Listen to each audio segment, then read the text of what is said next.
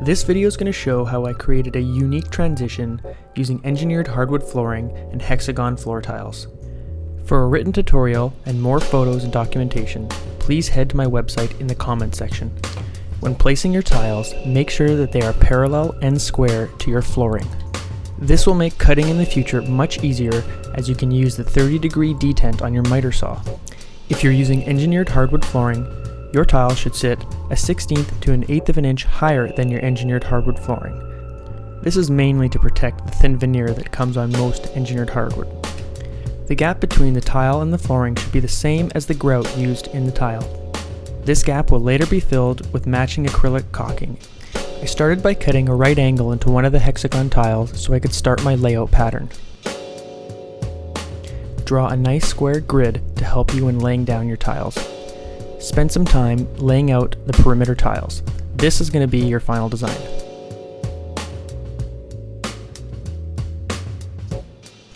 This is the final design that I chose. Here you can see it in the final product. When you're satisfied with the layout of your tiles, outline the perimeter with a marker and begin laying tiles.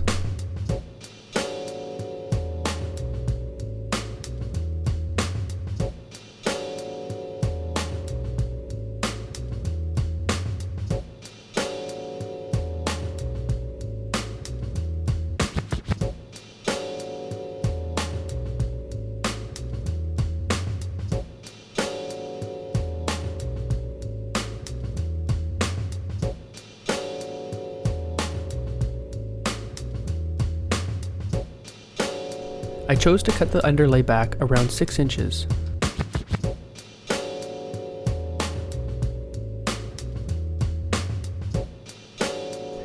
It really helps to have a spare tile that you can use to trace out the outline of the hexagon.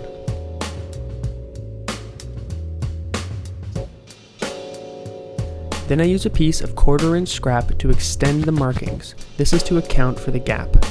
For this cut, I'm just using a miter saw. I'm going to finish it off with a jigsaw.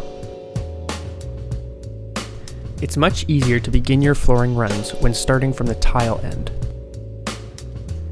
Placing wedges as shown will allow you to continue the flooring run without ruining the gap. Here I forgot wedges and the gap closed on me. In this case, you can use a multi-tool to cut the flooring in place.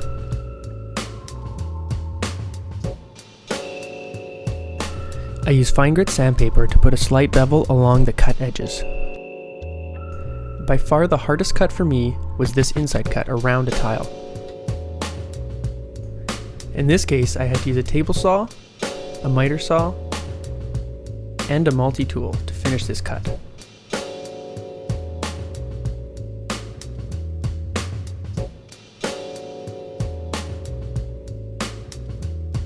This step might make floor installers cringe, but I used construction adhesive to keep this piece down.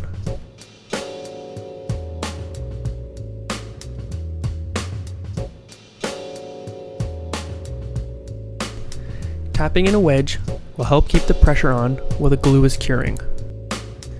At this point, you can go ahead and grout your tiles. Here I'm using an acrylic caulking made from Mappy that matches the exact color of our grout. After taping off the flooring side of the gap, I applied the acrylic caulking.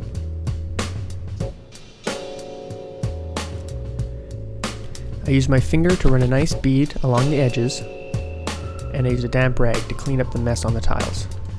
You can pull off the tape right away, and you're left with a very nice finished edge.